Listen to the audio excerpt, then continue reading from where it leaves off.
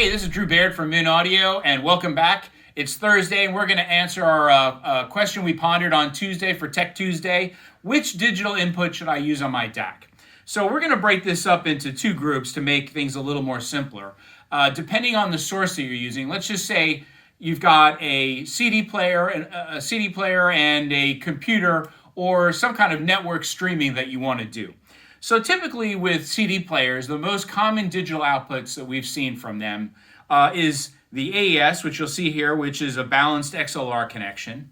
We've got the SPDF, which is RCA coax. We've got another SPDIF, which is Toslink optical. Now, out of these three formats, in order of what should, in most cases, sound best, would be the AES being first, the SPDIF coax second, and the Toslink third. Now, really, it comes down to the circuitry that's designed into the piece of equipment, but typically, this tends to be the preference of which one you want to use first if you have them. The AES and the RCA coax are very similar in terms of the signal path that's utilized. Typically, the AES is more of the direct path to the converter chip that then creates an I2S squared that the D to A converter chip can read.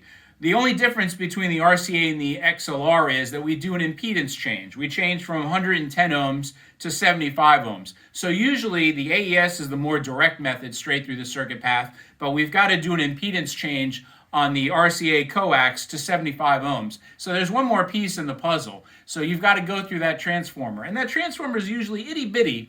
And so the quality of that transformer may not be as clean. The best connection is no connection. If we can get the signal to go through as little components as possible, that's going to be the cleanest sound. So that's why, in my opinion, most times the AES is going to sound the better of those two.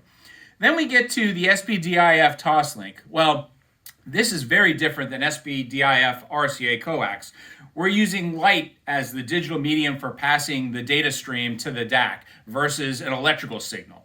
And so there has to be a receiver chip that converts that light into an electrical signal. Those chips are very, very often not an important feature today, and they haven't really gone to upgrade those chips to make them sound as good as the other circuit paths. You know, most times when we're dealing with high-end audio, we're more dealing with the RCA and the AES connection.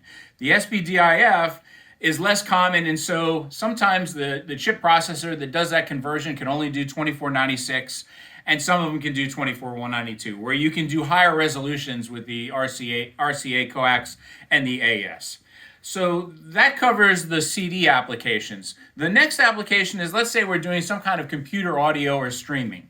And typically we've got two options. We've got the USB connection, and now we've got what's become new as of late, a network connection. And typically these network connections are used with Roon software or a UPnP server-based software to essentially send data streams to your DAC to do the conversions. USB can also be implemented, but the USB typically is a direct connection to your computer where the network's going to go through a whole host of things, like maybe it'll go straight out to the internet to pull the streaming audio, or maybe it'll go through a server. You're going through routers and switches, whereas the USB cable is connecting directly to your computer. Computers are very noisy animals.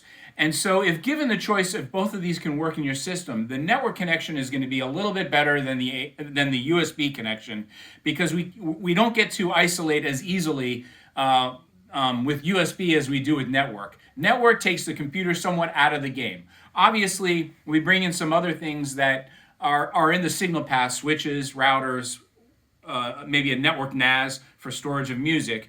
But the bottom line is there's a very different data stream, and there's better isolation with that network connection than with that USB connection. There are devices out there that you can input into the USB connection that will clean up the noise, strip off your connection to the computer, basically form like a brick wall, and do some filtering.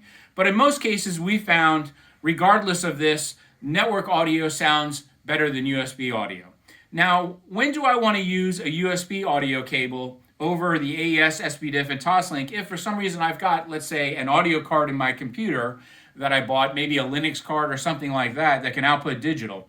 Well, most of the time with DACs, you can't receive DSD audio via the AES, the SPDIF connections.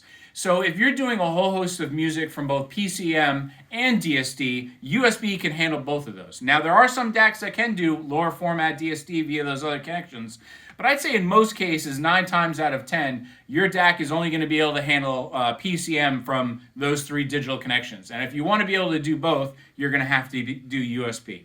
Now, there's a lot more information we can get into, but we want to try and keep this short, sweet, and give you some ideas of where to start and which connections will get you the best sound with your DAC and your digital source. I hope I've helped you, and stay tuned for next Tuesday for another Tech Tuesday question, and make sure to leave your questions on our Facebook page so we can get back to you with those answers.